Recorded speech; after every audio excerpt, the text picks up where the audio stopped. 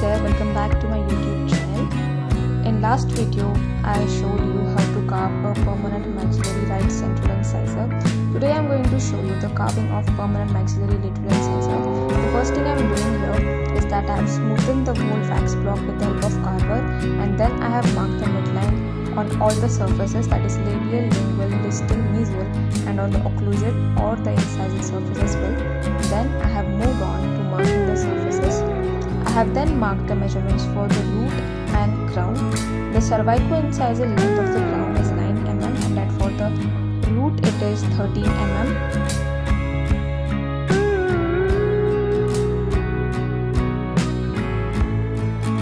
We are going to carve out a trapezoid with measurements that are less than that for permanent maxillary central incisor. So the measurements for lateral incisor are: the mesio-distal diameter of crown and the cervix is 5 mm and that at the crown it is 6.5 mm. Also, as I have told you already in the last video itself, that while carving out a trapezoid you are not going to remove the wax according to measurements in the beginning itself, because it may happen that your tooth may get too much smaller, but if it is bigger in the beginning we can always adjust it later.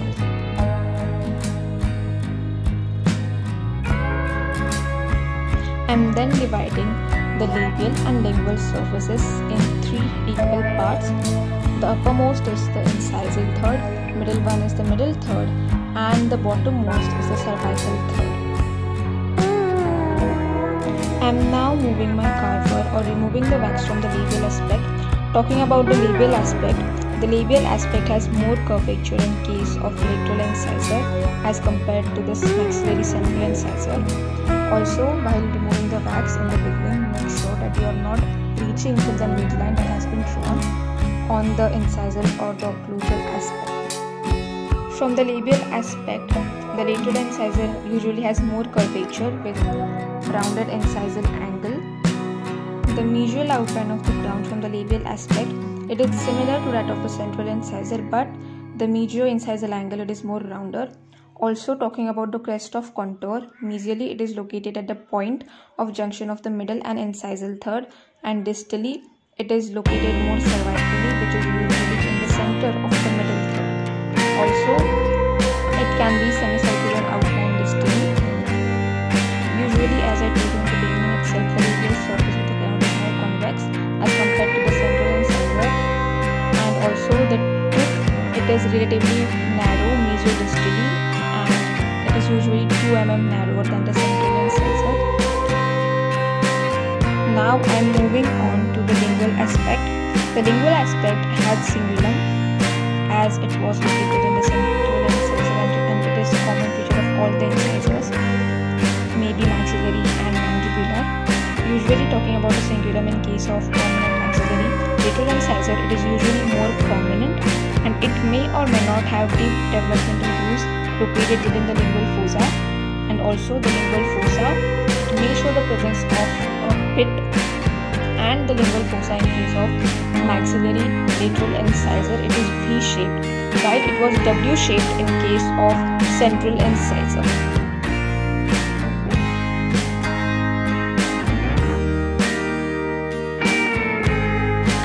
Also, during carving, make sure that with the help of the divider and scale you are constantly measuring the measurements from all the aspects so that you can adjust them as they are given in the reference books.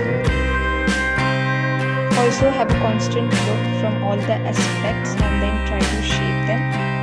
And now I am trying to make the cingulum more prominent.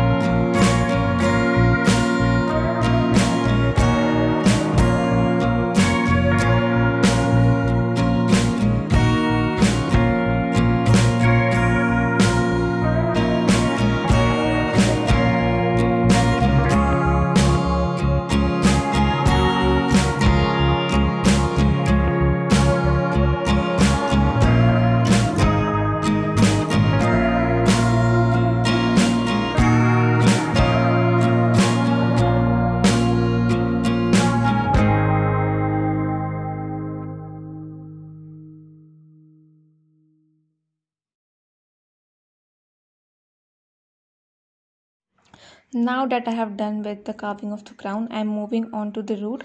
So the length of the root is 13 mm and the root it is conical in shape. It may or may not show presence of developmental grooves or developmental depression, but it does show a distal tilt which was absent in case of maxillary central incisor.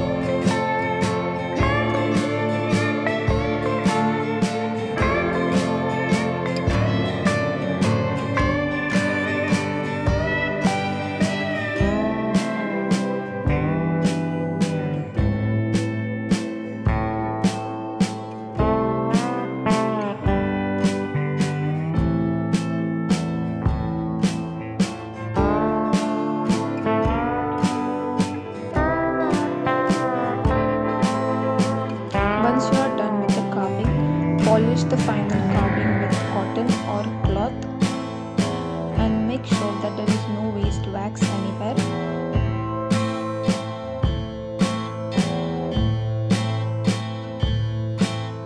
Now that I have done with the carving of the whole tooth, I am going to draw the cervical line. The curvature of the cervical line on medial it is 3 mm and at distal side it is 2 mm.